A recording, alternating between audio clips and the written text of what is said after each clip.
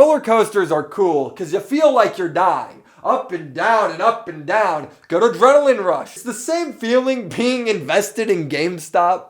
Trading this in at GameStop will get you like $8 back. GameStop, for all intents and purposes, is a failing business. They're a retail store for a commodity that people are just buying digitally now. The middleman, GameStop, no longer serves a purpose, right? This isn't an educational video. This is a fucking thrill ride. Big wins, bigger losses. Prepare for a story movies will be made about.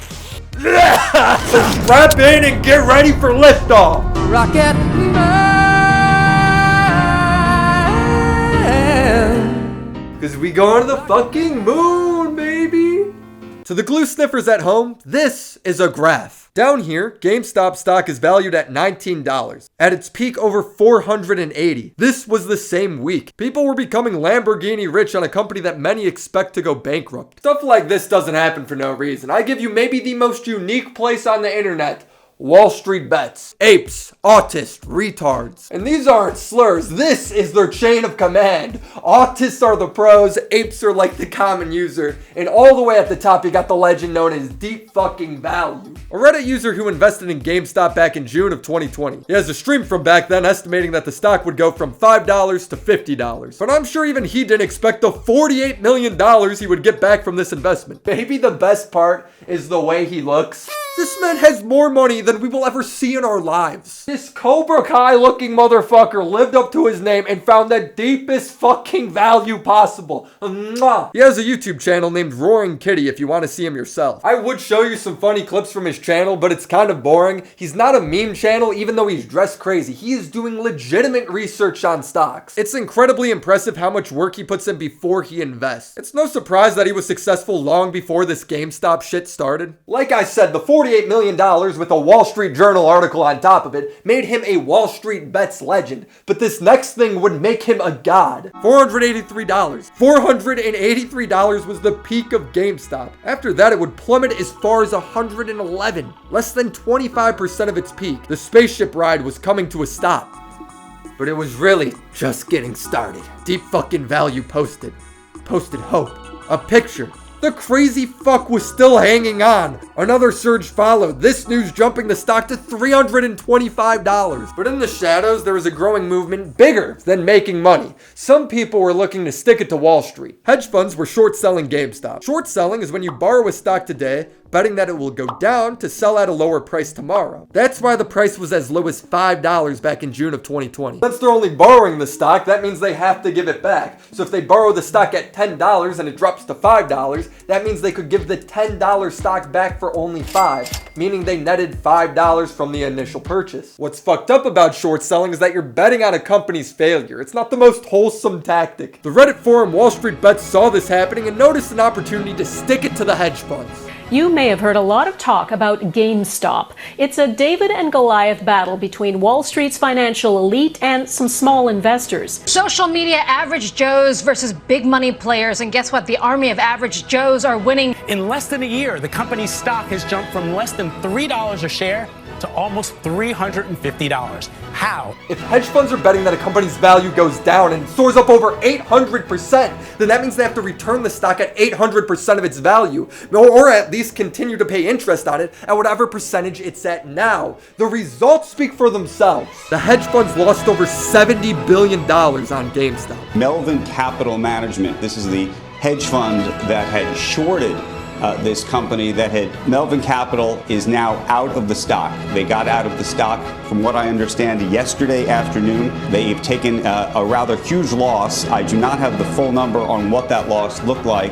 Both Citadel and Point72 have infused something on the order of close to $3 billion into Melvin Capital to try to shore up its finances. They started shorting the stock. That action angered small investors who used the Reddit forum to encourage others to buy, driving up the stock price dramatically and creating massive losses for those big-time Wall Street investors. But one major hedge fund, Citron Capital, says it took a 100% loss in covering most of its stake in GameStop. The billionaires are having to bail out the billionaires. Hedge funds are selling their long-term investments to make up for the money they've lost short selling GameStop.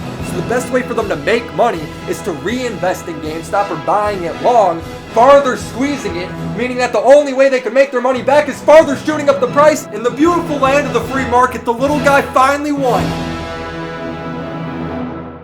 Until you wake up and realize that this is the real world and big money always wins. Theoretically speaking, what is the best way to limit losses for these hedge funds? Well, the best outcome for them would be to make the stock go down. That way they wouldn't have to give back the borrowed shares at 800% of their value. But this stock ain't going down. This stock's not moving. It's rock solid. This stock's taking us to the moon, right?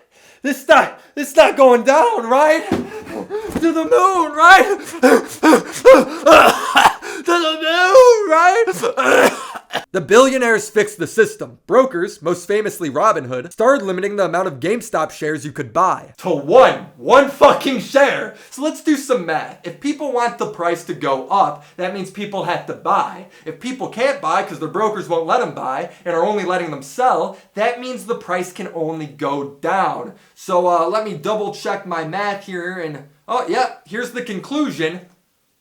We're fucked. Blatant market manipulation by these brokers on behalf of the hedge funds. Why would they do this? Because brokers are partnered with these hedge funds to help process orders. They aren't going to continue processing orders if it loses them billions of dollars. For fuck's sake, they're already bailing each other out. So mask off, prevent buys, have no restrictions on sells, and watch the market crash. That way they don't lose as much money. Brokers' excuse for limiting purchases of this stock was because the market was volatile. They wanted to protect consumers from losing money by ensuring that the stock would only go down. Here's the best part, these clowns were sometimes selling consumer stocks without their consent and often at a loss. Huh? I want to give both sides just so I have some sort of balance. So here's a statement from the CEO of the brokerage site, Robinhood. I know that there's rumors around that, we were directed by market makers or other market participants to do this. And I want to be 100% clear. This decision was not made on the direction of any market maker or other market participant. Listening to that with us, Dave Portnoy, the founder of Barstool Sports. To say he's been vocal opponent of Robinhood's actions is an understatement, but we like those. Dave, great to have you back with us. What angered you most about what happened yesterday? Well, I mean, they basically, the name of the company is Robinhood, steal from the rich, give to the poor, and they did the exact opposite. They stole from the poor and gave back to the rich. I unequivocally don't believe what he just said, Vlad. I think he's lying about that. There's just no rational explanation on why they would do what they did without outside pressure, interference. If the owner of Barstool Sports, Kevin O'Leary, and a former hedge fund manager are all saying what brokerage sites are doing makes no sense unless there's outside pressure from a hedge fund, I'm inclined to believe them. The SEC is even stepping in. Certainly there has been some concerted effort by some of the trading entities to stop buy orders. No more blatant corruption, no more freezing stocks. Let the free market breathe. They're here to finally bail out and help the little guy, right? We're going to the moon, right? The SEC, while I guess vaguely investigating Robinhood, is spending their resources going after users on Reddit's WallStreetBets for influencing the market. A little too much excitement in the chat rooms and social media. They're even calling on kingValue to testify in front of Congress. Does this make any sense? People on social media aren't allowed to talk about stocks they like. The news, articles, bloggers, publishers, analytics, YouTubers, they're all allowed to talk about stocks you should and shouldn't invest in, but guys on Reddit can't. I mean, they're self-proclaimed retards, and we got the government. The SEC is going after them. Come on, man. You know what? It's no longer the rich motherfucker. It's no longer the boomer fuck down the road. It's the autistic, ground-eating, motherfucking autistic, Game Boy playing shithead. It's you, motherfucker.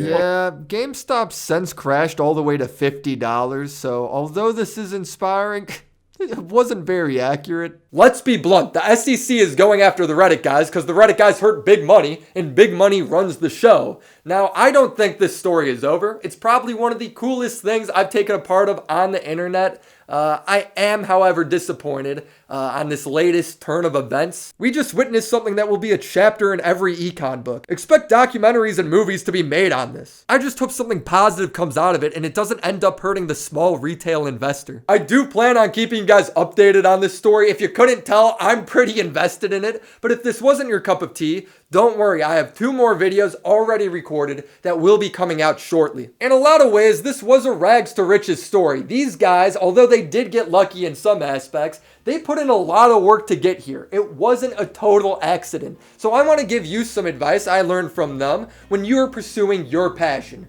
1 would be to do your research. You gotta look into things. 2 would be to take some calculated risk. And 3, no matter what field you're in, where you're pursuing, where you're at, you gotta find the deep fucking value to go to the moon, baby. We'll see you next time. And I think it's gonna be a long, long time till touchdown brings me round again to find I'm not the man that think I am at home. Oh, no, no, no. I'm a rocket man, burning out his fuse up here alone. And I think it's gonna be a long, long time